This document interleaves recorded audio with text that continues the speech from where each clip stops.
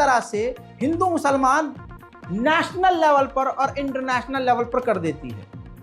और फिर जब ज़हीर हो जाते हैं कि ये फेक न्यूज़ है तो सुअर के जने माफ़ी भी नहीं मांगते, और फिर उसके बाद अगले दिन ये बाज, ये गिद्ध दूसरे फर्जी न्यूज़ और दूसरी तरफ आग लगाने के लिए आगे बढ़ जाते हैं। मामला वही था। ये जो बिल्डोजर चल रहा है नसीब सिंह चौधरी के घर पर चला है, जो हिंदू जाट समाज से है, कहा जा रहा है ऐसा, और हिंदू हैं। बेसिकली ये समझ लीजिए हिंदुओं के ऊपर, आरएसएस के ऊपर हमला या उनसे सवाल जवाब करने पर, हाथापाई पर। अब ये है कि सीधा बिल्डोजर इनके भी घरों पर चल रहा है। अब बजाइए ताली। बड़ा ही मजा आ रहा था रामराज में और बिल्डोजर राज में। याद रखिएगा, जो भी भाजपा आरएसएस की आंखों में चुभेगा बिल्डोजर चलेगा। मुसलमानों के लिए नॉर्मलाइज हो चुका है अब रोज के झुंड में मुसलमानों के मकानों का टूटना देखना। संभल की ये तस्वीर आपके जिगर को चार कर देगी अगर आपके अंदर इंसानियत बसती है।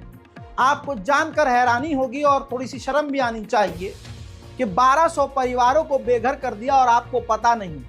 संभल में 80 मुसलमानों के घरों पर ताला डालकर 1200 परिवार को घर से निकाल दिया गया है। बिजली पानी काट दी गई है। खुले आसमान के नीचे रहने के लिए मजबूर संभल के मुसलमान हो चुके हैं। खुले आसमान के नीचे महिलाएं तिलावत कुरान कर रही हैं। रो रो कर आंसू खत्म हो चुके हैं। आंख से आंसू नहीं, अब सिर्फ दर्द निकल रहा है।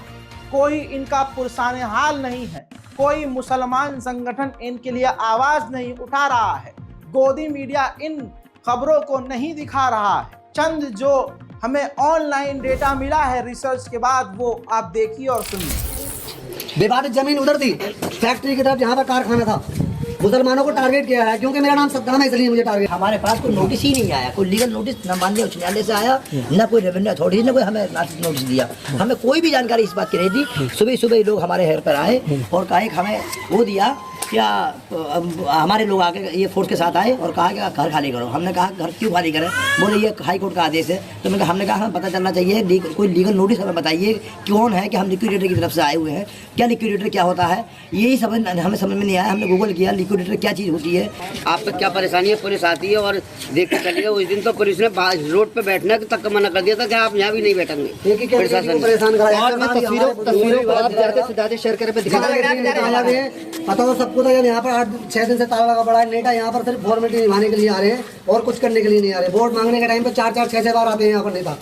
चलो और वैसे नहीं आते बिल्कुल बराबर में। मतलब सांसद जी हैं, विधायक है, विधानसभा किसकी थी, यहाँ पर वो लोग कहाँ पर है? जब हमारे घर में ताले लगे पड़े हैं, खुले आसमान के लोग रह रहे हैं यहाँ पर, खुले आसमान पे बिल्कुल नीचे, न पानी की फैसिलिटी, कोई नहीं है यहाँ पर, कोई भी बच्चे पढ़ने नहीं जा रहे, पानी तक तो तरफ से नहीं आते। ये तो मोहल्ले के लोग यहाँ पे। मेरी अपील है कि संभल के मामले पर AIMIM ध्यान दे। कांग्रेस सिर्फ पकड़ ना करे, इंडिया अलायंस मुसलमानों को इग्नोर ना करे और मुसलमानों के मुद्दों को चुनावी खेल, चुनावी लड्डू समझकर खाकर, वोट जीतकर, वोट हासिल मुसलमानों करके किनारे ना हो। मेरे दोस्तों, यूपी के